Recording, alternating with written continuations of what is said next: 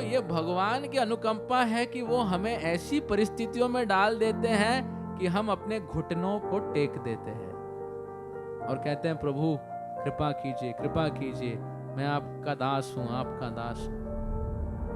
Right? इसीलिए भक्तों के जीवन में परिस्थितियां आए तो हमें चिंतित नहीं होना चाहिए, क्योंकि भक्त शरणागत हैं तो एक अनन्य भाव से हम धाम आते हैं। हाँ, कोई अपेक्षा नहीं। क्या अपेक्षा है? भगवान का गुणगान श्रवण करेंगे। क्या अपेक्षा है? सेवा करने का अवसर होगा। और जो कुछ आप धाम में कर रहे हो भक्तों की संगति में, वो सेवा है। प्रसाद लेना क्या है? सेवा है। आप सब सहमत हैं? भगवान अपना नैवेद्य, अपना क्या कहते हैं, अधरामृत जो है प्रसाद में मिला के आपको खिला रहे हैं, तो उसकी आप सेवा कर रहे हैं। फिर कथामृत हो रहा है, हरिनाम कीर्तन हो रहा है, नित्य हो रहा है, धाम दर्शन हो रहा है, ये सब सेवा का अवसर है। श्री चैतन्य महाप्रभु हमें बताते हैं हमारे जीवन का लक्ष्य क्या है। हमारे जीवन की अवधि जब समापन होगी तो हम क्या अपेक्षा करते हैं कि कहां तक हम पहुंच गए होंगे। हर व्यक्ति अपने जीवन में गोल करता है ना, मैं ये बनूंगा, फिर ये बनूंगा, फिर ये बनते बनते बनते ये बनूंगा। तो भक्तों के जीवन में क्या लक्ष्य है? जीवन अवधि काल समापन होने तक वो क्या प्राप्त करना चाहते हैं? क्या लक्ष्य है हमारा, बताइए, या क्या लक्ष्य होना चाहिए? भगवत धाम जाना है, ओके, और क्या लक्ष्य होना चाहिए हमारे जीवन का? भगवान का सेवा करना है, ठीक है, और क्या लक्ष्य है? हृदय की भूख क्या है? आत्मा की भूख क्या है? भगवान के प्रति प्रेम जागृत करें, कृष्ण प्रेम। हम कितना भगवान के प्रति आसक्ति जागृत किए हैं, ये हमारे जीवन की उपलब्धि है। How much love for God, भगवान के प्रति कितना प्रेम हमने जागृत किया है, ये हमारा रिपोर्ट कार्ड है। अंतिम समय में देखा जाएगा भैया कौन से स्टॉक में इन्वेस्टमेंट किया है किसमें कितना लगाया है तो देखेंगे कि कृष्ण के स्टॉक में कितना लगाया भैया और कितनी उन्नति हुई है। राइट? उस प्रकार से तो कृष्ण स्टॉक भक्ति में और भगवान के प्रति कितना प्रेम हम जागृत किए हैं। और हम धाम में आते हैं ताकि भक्तों की सेवा, हाँ, श्री विग्रह की सेवा, हरिनाम की सेवा, भागवत की सेवा, धाम की सेवा, ये करके हम अपने जो शाश्वत जो प्रेम है हमारा भगवान के प्रति, इसे जागृत करने आते हैं। जब हम अयोध्या से वापस जाएं, प्रयागराज से जाएं, तो हमारा ठाकुर जी के प्रति प्रेम बढ़ना चाहिए, लगना चाहिए कि भाई बटोर के आए हैं, हृदय अब थोड़ा और ठाकुर जी को याद कर रहा है। इस प्रार्थना से हमें इस यात्रा को करना चाहिए।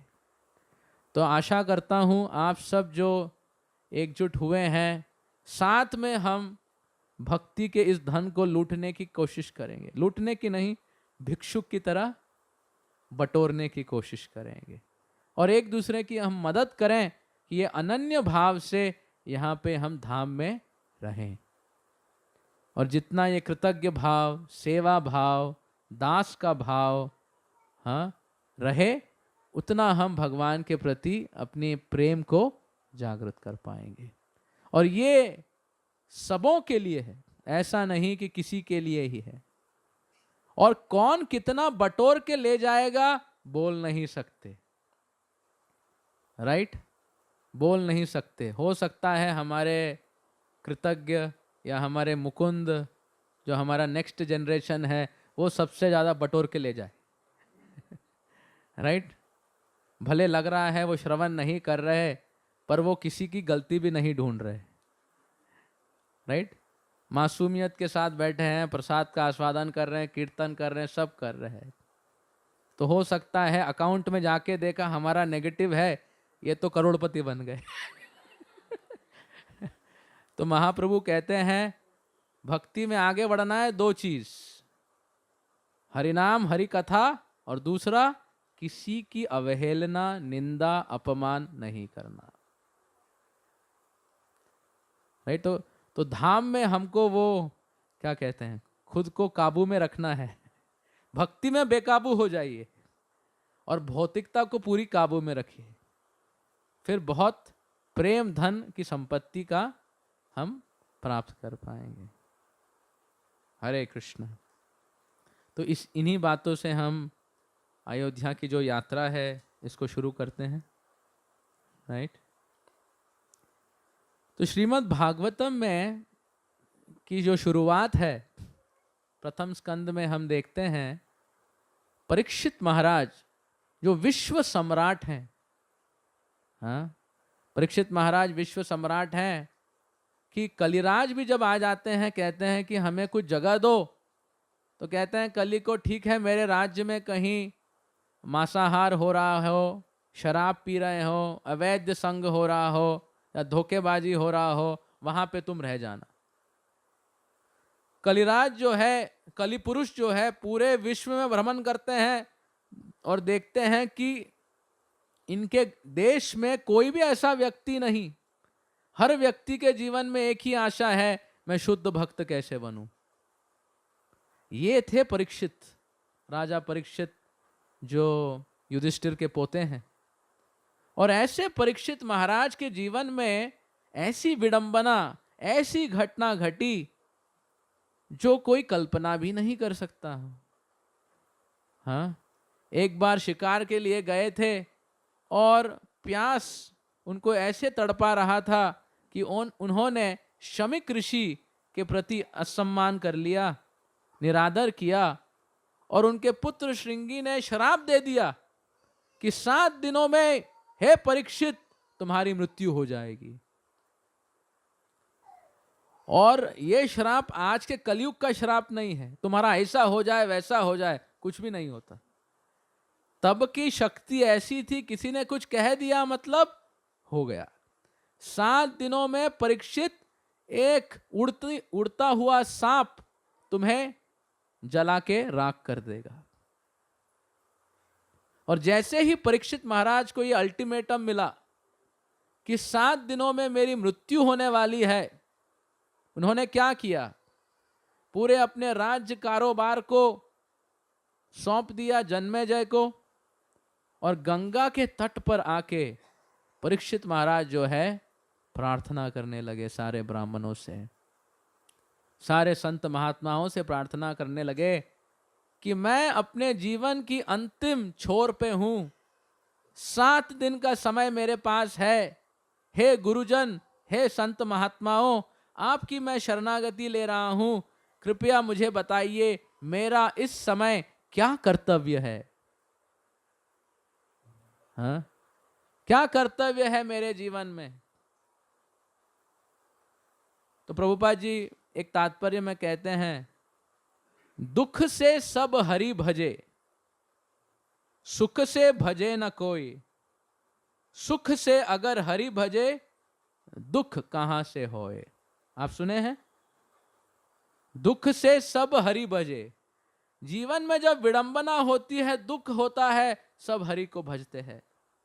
सुख से भजे ना कोई, जब सुख होता है, ठीक है ठाकुर आप आराम करो, हम भी आराम करें। सुख से अगर हरि भजे, दुख कहां से होए। राइट? तो शास्त्रों में कहते हैं ये भगवान की अनुकंपा है कि हम भगवान को जब भूल जाते हैं, वो माया देवी को कहते हैं थोड़ा इसको हिला दो तो, हाँ ये आराम से सो रहा है, थोड़ा इसको हिला दो, मच्छर भेज दो या कुछ कर दो। कुछ क्लेश आ जाए और फिर व्यक्ति जो इतने आराम से मालिक की तरह था पूरा उतावला हो जाता है, चलचे ना, हो नहीं रहा है, प्रभु प्रभु कहाँ हो, अयोध्या में हो, वृंदावन में हो, कहाँ हो, मैं आ रहा हूं। राइट?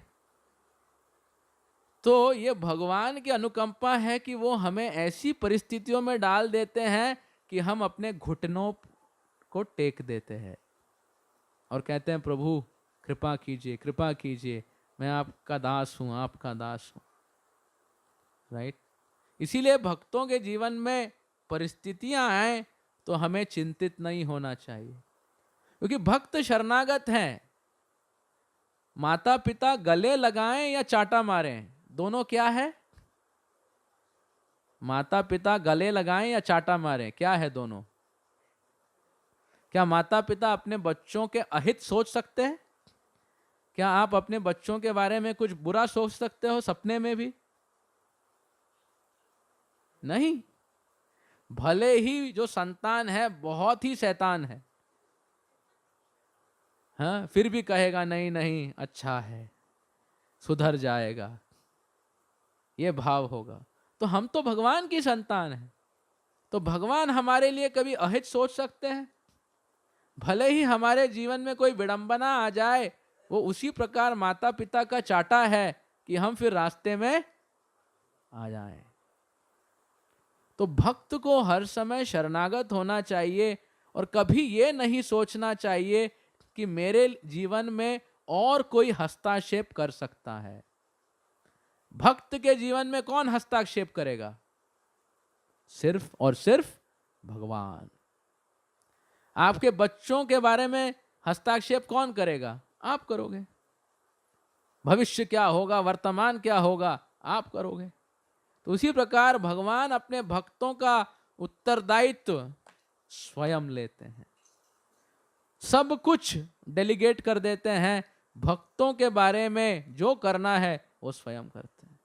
तो परीक्षित महाराज इस प्रकार ऐसी चिंतन में थे संत महात्माओं के साथ कि मैं क्या करूं, क्या करूं, ऐसी मेरी स्थिति है। और उसी समय यदृच्छया सारे बड़े बड़े संत महात्मा पूरे ब्रह्मांड से आ जाते हैं उस गंगा के तट पर परीक्षित महाराज की संगति में, क्योंकि उनको पता है परीक्षित महाराज जो जन्म से भगवान का दर्शन किए हो, गर्भ में उनको भगवान का दर्शन हुआ था। आपको पता है ब्रह्मास्त्र जब छोड़ा था अश्वत्थामा, तो गर्भ में वो भगवान का दर्शन किए, गदाधर का, जो गदा को धारण किए हुए थे। ऐसे परीक्षित महाराज ऐसी स्थिति में है, मतलब कुछ तो जगत में अलौकिक होने वाला है। तो सारे संत महात्मा पहुंच गए और वहां पे यदृच्छया शुकदेव गोस्वामी जो श्रीमद् भागवत के प्रवक्ता हैं वहां पे पहुंच गए। और शुकदेव गोस्वामी को जब परीक्षित महाराज ये प्रश्न पूछते हैं कि हे प्रभो, मरते हुए व्यक्ति का क्या धर्म होना चाहिए, क्या कर्म होना चाहिए? इस जगत को क्या कहा गया है? मर्त्यलोक। ये जगत क्या है? मृत्यु का लोक है। परीक्षित महाराज को तो 7 दिन की अवधि दी गई है। कितने दिन की? 7 दिन की अवधि। क्या हम में से जो यहां बैठे हैं वो कह सकते हैं हमारे लिए 7 दिन नॉट आउट हमारा प्लान है? हाँ, कोई कुछ नहीं कह सकता। आपको पता है हमारे भक्तों के समाज में, जगन्नाथपुरी में इत्यादि यात्राओं में हर्षित प्रभु के माता पिता जो यात्रा में आते थे, यस, पर पिछले साल 6 महीने में उनके पिताजी और उनके माताजी दोनों का अचानक देहांत हो गया। राइट? जो हर यात्रा में हमारे साथ आते थे, आप सबको याद भी होगा। राइट? पर एकाएक माताजी एक बार जस्ट उठी और वॉशरूम गई और अचानक कुछ हो गया, उन्होंने अपना शरीर त्याग दिया। और उन्हीं 3 महीनों में उनके पतिदेव ने भी, हाँ, 1 मंथ, 1 महीने में ही। तो कौन निर्धारित कर सकता है कि समय किसके लिए कितना बचा है? परीक्षित का तो 7 days नॉट आउट लिखा हुआ था, हमारा है या नहीं पता नहीं। राइट? तो सुखदेव गोस्वामी फिर कहते हैं, परीक्षित बिल्कुल चिंता की बात नहीं, ये जो प्रश्न तुम किए हो ये लोक मंगलम है।